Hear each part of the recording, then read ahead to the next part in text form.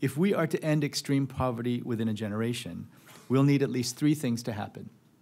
First, the high growth rate in the developing world over the past 15 years must accelerate. Second, growth has to translate into poverty reduction and job creation, and it must be inclusive and curb inequality. And third, we must avert or mitigate potential shocks, such as climate disasters or new food, fuel, or financial crises.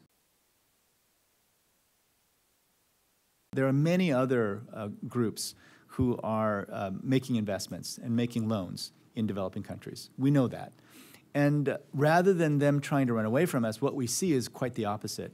They're coming to us and asking to work with us, asking to do parallel investments, because they know that if we're involved, we're going to pay attention to things like whether people are being displaced, whether women are involved in projects, what kind of environmental impact these projects might have.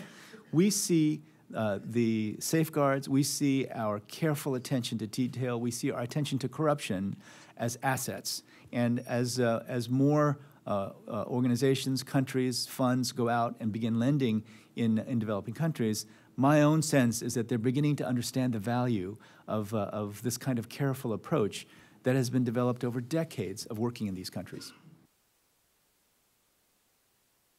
The World Bank very specifically, especially through IDA, our Fund for the Poorest Countries, is committed to staying the course, to remain committed to the Arab Spring countries, to countries of the Great Lakes region, to the Sahel, everywhere where there is great fragility.